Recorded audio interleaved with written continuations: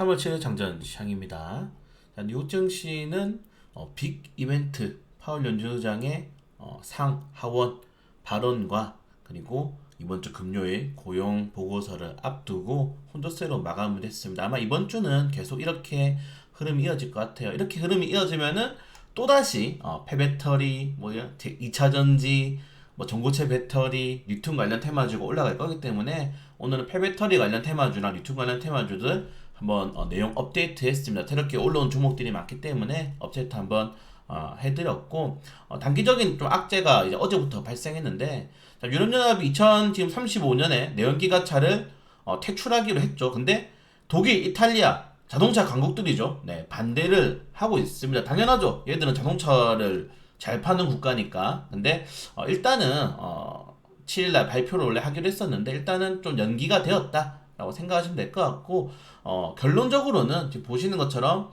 한국은 35년, 프랑스 40년, 일본 50년, 미국 35년, 중국 35년, 독일 30년 이렇게 보통 이제 그냥 30년 이후부터는 내연기관 차들이 생산이 안 될 가능성이 매우 높다는 점, 그리고 대부분의 차들이 지금 벌써 10대 중에 한 대가 전기차거든요. 이제 하이브리드라든가 이렇게 규제가 엄청나게 강화될 거기 때문에 빠르게 전기차로의 전환이 나올 가능성이 크다는 점도 확인하시면 될 것 같습니다. 자, 그리고 중국이 5%의 성장률을 제시하면서 시장이 많이 어제 특히 중국 증시만 유일하게 떨어졌죠. 아시아 증시 중에서 좀 아쉬웠는데 일단은 실용적이다. 그리고 5%는 무조건 달성한다 라고 전망이 나오고 있습니다. 그렇기 때문에 리오프닝 관련 테마주들의 추가적인 탄력을 좀 기대해 볼 수 있는 흐름이다 라고 생각하시면 될 것 같고요. 자, 우리 2년물 10년물 국채금리가 1980 이후의 최대 폭입니다. 여러분들 주식 처음 배우실 때 국채금리가 장단기가 역전이 되면은 6개월에서 1년 안에 경기 침체 온다. 경기 침체 언제 오나요? 지금 1년 다 돼가고 있는데. 그리고 역전폭이 최대차다. 제가 이거 계속 설명해 드리지만 다시 또 설명해 드리자면은 여러분들 은행에 가서 2년 적금 넣는 거랑 10년 적금 넣는 거랑 당연히 10년을 적금 넣는 게 더 돈을 많이 줘야 되는데 2년에 더 돈을 많이 주고 있어요. 그 정도로 10년 뒤에 경제가 어떻게 될지 모른다. 장기적인 이 거시적인 경기에 대한 리스크들이 크기 때문에 단기적으로 자금들이 몰리게 되는 게 지금 이런 상황인데, 일단은 뭐 금리 역전차가 크다 하더라도 제가 예전에 이제 골드만삭스에서 얘기했죠. 모건스탠리였나요? 지금에 나오는 금리 역전차는 과거의 데이터, 지표로 대입시키면 안 된다. 세상이 워낙에 발달이 되었고 다양한 이런 무역 흐름들이 새롭게 상승되었기 때문에 뭐 지금과 과거는 다르다. 저도 동의합니다. 지금 여러분들 이런 증시의 변동성이 예전 같았으면은, 예년이 뭡니까? 5년 전만 해도 하루에 금리 지금도 원달러율 막 10, 하루에 뭐 10원씩 왔다 갔다 하잖아요. 그러면은 뉴스 도배됐어요. 금리 큰일 났다고, 뭐 외국인 자금들 이탈한다고. 근데 그렇게 나오지 않는 게 전체적으로 증시의 이런 변동성이 어느 정도 투자자들에게 피부로 와닿고 있는 상황이고 이제 익숙해져 있는 상황이다. 그래서 이런 변동성을 어느 정도 감안을 해야 되는 시장이다라고 말씀을 좀 드리고 싶습니다.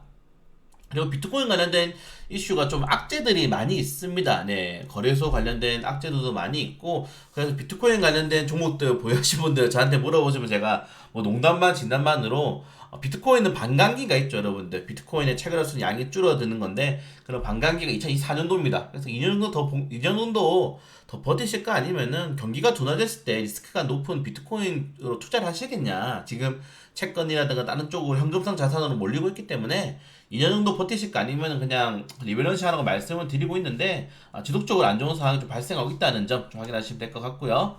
네, 그걸 제외하고는 뭐 기존에 나왔던 뉴스들이 또다시 시장에 나오고 있다. 이번 주에 뭐 빅 이벤트가 워낙 중요하기 때문에 아마 그 정도까지 네 증시 흔들릴 가능성이 높다라고 보시면 될 것 같습니다. 빠르게 넘어가서요.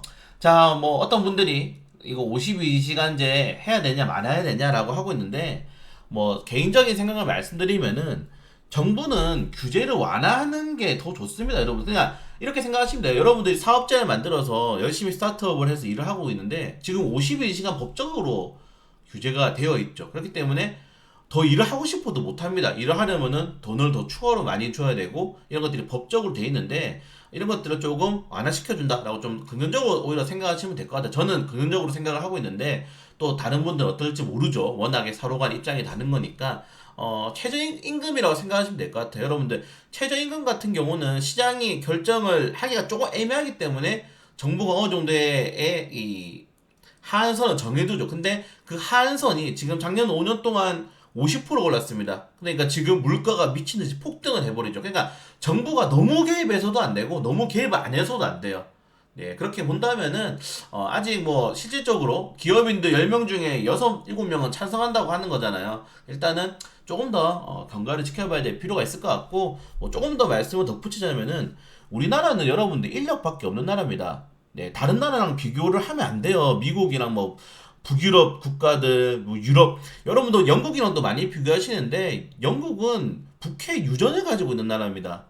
네, 그래서 지금 뭐 4일째 막 이렇게 얘기하고 있잖아요. 그냥 나라 망해라고 하는 거랑 똑같은 거예요. 그렇게 말하시는 분들은 그냥 대기업 다 해체하고 그냥 전 국민들에게 돈 한 몇천만 원씩 쥐어주고 이제 끝내자 이렇게 말하는 거랑 똑같습니다. 우리는 결국에는 나라도 운영하고 기업들도 하면서 장기적으로 이제 자손들에게 나라를 물려주는 그런 어떻게 보면 임무를 가지고 있잖아요. 그렇게 본다면은 이런 개념들이 계속적으로 반복되는 거, 논의되는 거는 나쁘지 않다. 라고 보면 될 것 같습니다. 지난 정권에서는 너무 기업들에 대한 규제도 심했고, 법인세도 바로 올려버렸기 때문에, 기업들이 너무 힘들었기 때문에, 이번 정부에서는 기업들에 좀 친화적으로, 많이 정책이 나오고 있다라는 것도 좀, 체크해 볼 필요가 있을 것 같고요.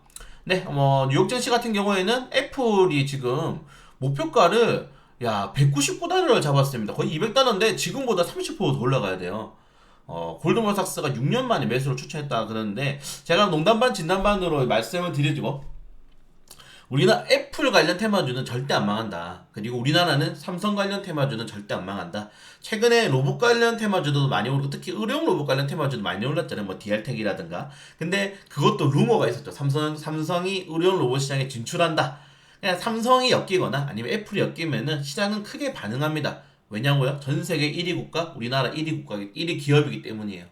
뭐든지 1등은 다 시장에서의 주도권을 가집니다. 여러분들 뭐 좀 추가로 말씀드리면은 카카오가 이해가 되세요? 카카오가 1조 2천억을 베팅해서 SM을 사려고 합니다. 왜냐하면은 카카오는 카카오 엔터를 상장을 하고 있죠. 이거 제가 예전에 영상 올려드렸잖아요. 근데 SM이었으면은 업계 1위가 안 돼요. 지금 업계 1위는 하이브기 때문에. 근데 이 업계 1위가 가지는 이 브랜딩이 어마어마합니다, 여러분들. 그렇기 때문에 카카오가 이렇게 공격적으로 공개 매수를 선언해버린 거예요. 15만 원에. 제가 이틀 전인가 뉴스가 나왔었죠.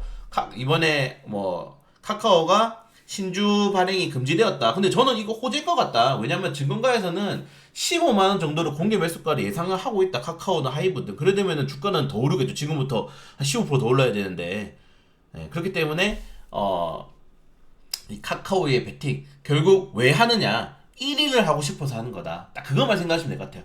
1위라는 이 브랜드 이 브랜딩이 엄청나다. 특히 카카오 같은 경우는 해외 진출 특히 지금 이 엔터 업종들이 외국에서 좀 먹히죠. 근데 한국 1위 엔터 기업 이 타이틀을 당하냐 못 당하냐가 해외로 나갈 때 굉장히 중요하다 이 말입니다. 네, 그렇기 때문에 이 카카오가 하이 SM에 뛰어들기 위해서 굉장히 많이 노력을 하고 있고 많은 분들이 SM이 그 정도 가치야라고 생각하고 있는데 간단하게 생각해보세요. 여러분들 뭐 하이브에 방탄소년단이 있지만 저는 이름을 다 모릅니다. 네, 근데 방탄소년단이 있고 최근에 뭐 뉴진스가 있지만은 SM의 이런 아이돌 그룹들이 정말 10년 동안 지금 방송에서 쌓아 올린 그런 이력들 그리고 그 팬덤들을 무시할 수 있는 효과가 아니라는 거죠.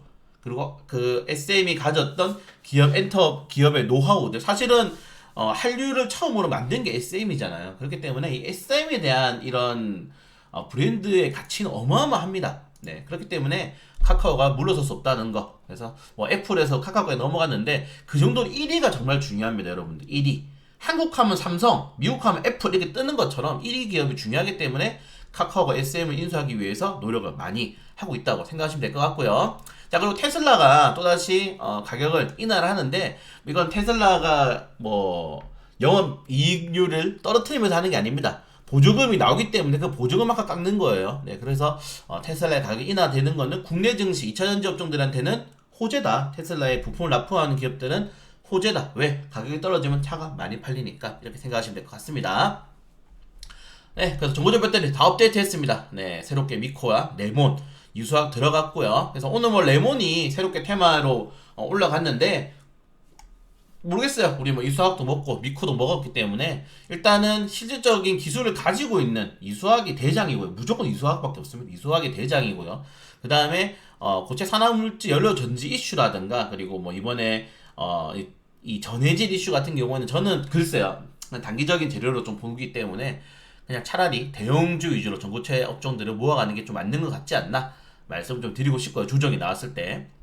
자 그리고 리튬 이슈들 제가 어제 새벽에 올려드렸죠 영상. 그래서 강원에너지 좀 적극적으로 관심을 가져보시면 좋을 것 같습니다. 왜냐면은 강원에너지를 제외하고는 그냥 우리 뭐 예전에 양봉단 일기도 나갔잖아요. 미래나노스 이런 종목들이 지금 너무 매물대가 두꺼워요. 너무 이제 오픈된 재료기 때문에 주주들이 많이 있다. 그리고 이 주주들은 안 판다 주식을 안 팔면 안 오르겠죠. 네, 그런 것도 본다면은 강원에너지가 새롭게 주도주로 형성될 가능성 크다는 점 좀 확인하시면 될 것 같습니다. 네, 개별적인 이슈들 한번 확인하시면 될 것 같고 아까 말씀드린 것처럼 SM 그룹주들의 인수전은 치열하다.